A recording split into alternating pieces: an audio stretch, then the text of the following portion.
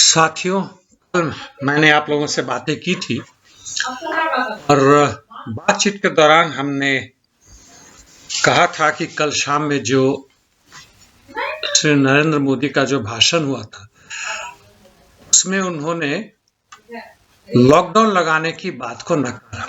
बातचीत के दौरान अंत में हम लोग मैं भूल गया क्यों उन्होंने ऐसा किया। इस पे हमारा कुछ विश्लेषण है, कुछ बातचीत है, चर्चा है। जी हाँ, मैं उसको दोहरा दूं, लॉकडाउन नहीं लगाने की बात की गई और किसी खास बात नहीं की, वही पुरानी बातें दोहराई गई और एक नए जुमले के साथ दवाई भी कड़ाई गई।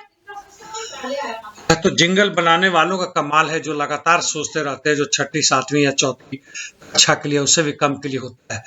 हमारी 30 से 35% आबादी बहुत खुश होती है जिंगल सुन के और व्यक्तिवाद के पीछे पागल होते हैं। खैर, लॉकडाउन इस बार क्यों नहीं? पिछली बार जो लॉकडाउन लगाया गया था साथियों, उसके पीछे कारण यह था कि हमारे देशवासियों को एक आदत सी बन गई है, या शुरू से ही है, पहले से भी है, नरेंद्र मोदी के पहले भी, भाजपा के पहले भी, तमाशा देखने की। तमाशाबीनों का देश है, कंट्री ऑफ स्पेक्टेकल्स। और जहां सत्ता होती है, जैसे राजा होता है, बहुत ताकतवर है, फिल्म में हीरो को देखते हैं, जानकारी है कि वास्तव में हीरो जो है सो बिल्कुल विलास है, लेकिन एक्टिंग कर सकता है और बार बार टेक रीटेक करने के बाद से आपको इस तरह के दृश्य दिखाता है जिसमें वो दिखाता है कि अकेले 10-12 गुंडों से लड़ रहा है, पूरी की पूरी फौज को तबाह कर रहा है, एक असंभव सा काम कर पाने में सक्षम है, गाना भी गाता है, पेंटिंग भी कर लेता है, लड़ाई भी करता है, खाना भी बना लेता है, बहुत सारे काम कर लेता है। और यह हीरो का होना जरूरी है और वही चीजें यहाँ के बड़े बड़े साधु, संत, महात्मा, जितने भी लोग होते हैं, राजनीतिक नेता, उनके पीछे एक कहानी बनाई जाती है। ये हालत आज की भी हालत में है और यह जो कोशिश थी पिछली बार, जो सफल रहा कि थाली बजाओ, दिए जलाओ, घर से बाहर नहीं निकलो, कोरोना वायरस वॉरियर्स हैं उनके लिए भी फूल बरसाओ, हेलीकॉप्टर वगैरह वगैरह तमाशा किए गए, जनता बड़ी खुश थी। लेकिन एक काठ की हांडी बार बार नहीं चढ़ सकती, वही हालत था। और इस बार इस सरकार के, आरएसएस या भाजपा या उनसे मिले जुले बाकी संगठनों के सरकार की, जिसको एनडीए कहते हैं, उन्होंने यह सोचा समझा और देखा कि भाई इस बार इससे फायदा नहीं होगा, इसलिए हम लोग ना करें। लेकिन बीच बीच में कुछ ना कुछ डोज देना जरूरी है, जो कि दिया गया, जो कि साथ साथ में बंगाल में चुनाव भी चल रहा है, जहां हो रहा है। बंगाल चुनाव में सबसे बड़ी मुसीबत इनकी ये आ गई कि कांग्रेस ने लार्ज स्केल के रैली बंद कर दिए, टीएमसी ने भी किया, तो इनको दिखाने के लिए भाई कुछ ना कुछ करना है, बाकी सब चीजें करनी है। हम लोग भाग ना जाए, इसका ये कारण है कि इस बार एक कारणों में से एक कारण है कि इस बार लॉकडाउन नहीं किया। दूसरी चीज ये है कि भारत की आर्थिक स्थिति इतनी बुरी है, इतनी भयावह है कि ये करने की मतलब औकात ही नहीं बची। तीसरी बात, जो पुलिस फोर्स या बाकी जो पैरामिलिट्री फोर्सेस, उनकी जरूरत है, आज भी सड़क पे दिख रहे हैं, बुरी तरह जनता को मार रहे हैं, वो खुद ही इस कोरोना वायरस इस तरह से ग्रसित है, इस बार वो खुद उनके बीच में जाके उतनी हद, उस स्केल की हद तक करने में सक्षम है। और भी कारण यह है कि जो पेटी बुर्जुआजी हैं, जो छोटे मोटे व्यापारी हैं, छोटे मोटे पूंजीपति हैं, उनका बहुत जबरदस्त विरोध रहा है इस लॉकडाउन से। खुलेआम ना सही, लेकिन रहा है, क्योंकि उनकी सारी की सारी जो पूंजी थी, उनकी जो कमाई थी, जो जरिया था, जो उनके छोटे छोटे इंडस्ट्री चलते थे, दुकान चलते थे, खेत वगैरह में भी जो 5 से 10 एकड़ वाले थे, सबका ठप सा पड़ गया, घाटे में चल रहे, वो अपने आप को खड़ा रखने में असमर्थ है। ये सब कारणों से मिलाकर, और बंगाल चुनाव, दूसरी तरफ एक और लड़ाई लड़ रही है सरकार, बड़े पूंजीपतियों के लिए लड़ रही है, वह है 3 फार्म बिल्स। सबके कारणों से इन लोगों ने सोचा कि भाई राज्य स्तर पर दे दे, उनको अपने काम करने। तो खैर, यह परिस्थिति, इसे कारण नया लॉकडाउन नहीं हुआ। आज मैं हल्के से चर्चा करना चाहता हूं कोरोना वायरस की स्थिति, आर्थिक स्थिति पे, ज्यादा नहीं। 3 करोड़ 15 माफ कीजिएगा 3,15,000 नए केसेस आए हैं और मरने वालों की संख्या करीब 2100 से ज्यादा है। हम यह मान के चलते हैं कि आंकड़ा में जो सरकार ने कहा वही, हालांकि सच्चाई वो नहीं है। मरने वालों की संख्या ना भी तो कम से कम 10 से 20 गुना ज्यादा है, यानी 20 से 40 हजार के बीच में मर रहे हैं और जो संक्रमित हैं वह 2.25 लाख ना होकर 4 लाख से ऊपर में है। यह मानकर चलिए कि सच्चाई यही है।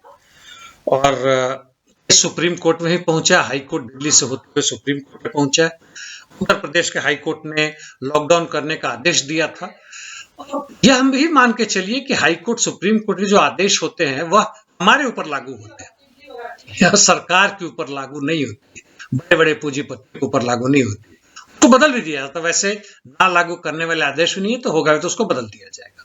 यदि आप सरकार के साथ है, भाजपा आरएसएस के साथ है, तो चिंता कोई बात नहीं। छोटे मोटे स्तर के हैं तो कुछ कष्ट हो सकता है, लेकिन अंततः आपको इससे मुक्ति मिल जाएगी, बरी हो जाएंगे। उसमें एक जो खास बात ध्यान देने की है कि हाई कोर्ट दिल्ली से होते हुए जो सुप्रीम कोर्ट ने सुओ मोटो नोटिस लिया और आदेश दिया, दिल्ली का हाई कोर्ट का आदेश था दिल्ली सरकार को कि आप केन केन प्रकार ने, यानी चोरी करें, छीना झपटी करें, पैदा करें, जैसे भी हो, आप ऑक्सीजन सिलेंडर लेके आए। पता नहीं पिछले साल भर से लोग क्या कर रहे थे, वह तो यही लोग जाने। सुप्रीम कोर्ट ने भी कहा कि ऑक्सीजन की अत्यंत आवश्यकता है और यह एक तरह से अभी जो कोरोना वायरस की स्थिति है एक तरह से नेशनल इमरजेंसी की स्थिति है, राष्ट्रीय आपदा है। जी हाँ, मैं इसी प्रश्न पर आना चाहता था। जो परिस्थिति आपको मालूम है उसको दोहराने से क्या फायदा। अभी मैंने इस पर हल्की सी चर्चा की थी। हर चैनल, हर यूट्यूबर इसकी बातें कर रहा है, आंकड़े ला रहा है, दे रहा है, दिखा रहा है। सवाल ये नहीं कि क्या है, तो है ही है, क्यों ऐसा है और हम आगे क्या करें। सुप्रीम कोर्ट के इस नोट से, इस चिंता से एक नया प्रश्न आता है कि क्या यह जानबूझ के कहा गया है।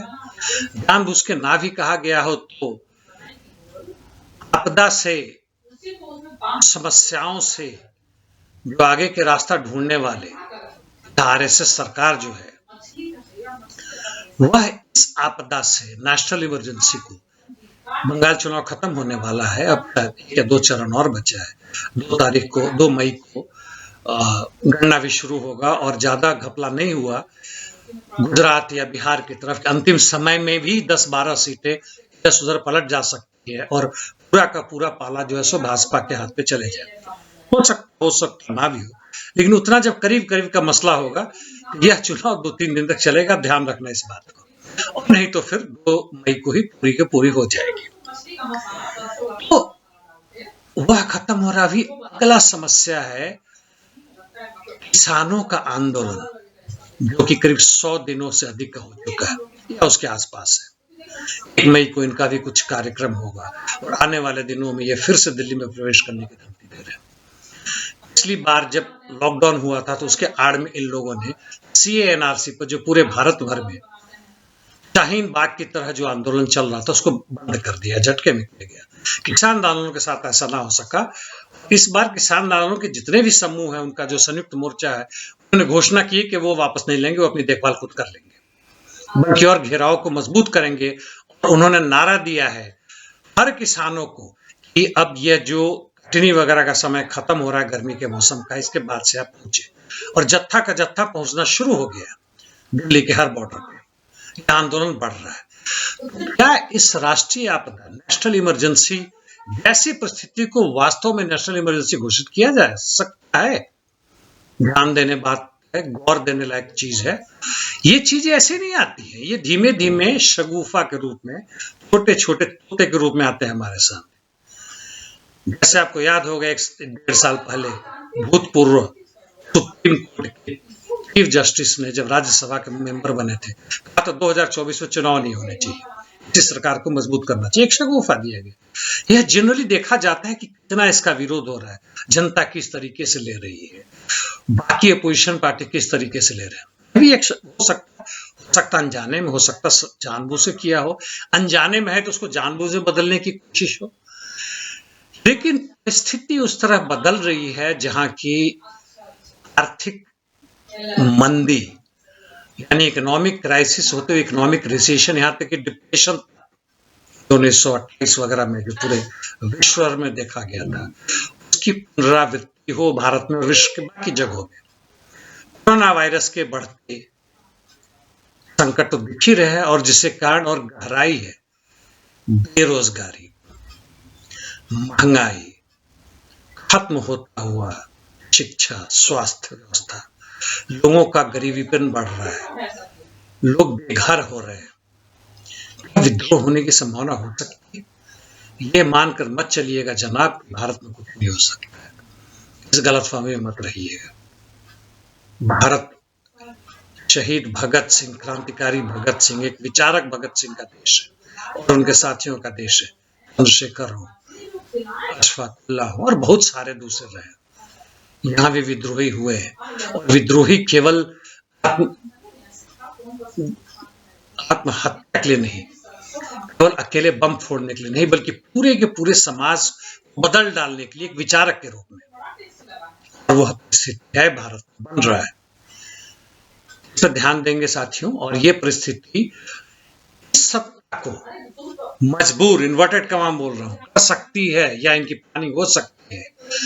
इस सब से बचने के लिए, आर्थिक संकट से बचने के लिए, किसान आंदोलन से बचने के लिए, मजदूरों के बढ़ते आंदोलन से बचने के लिए, जो भी विरोध छोटा मोटा, जो विपक्षी दलों से हो रहा है, छोटा मोटा खुरखार जो तथाकथित वामपंथी दलों से हो रहा है, सब दबाने की कोशिश, हालांकि दबेगी परमानेंट कभी नहीं, लेकिन दबाने की कोशिश में ऑफिशियली इमरजेंसी या आपके सिविल राइट्स ऐसे भी जा चुके हैं, खत्म किए जा सकते हैं। सोचना, फिर समझना, फिर मिलते हैं, देखते हैं।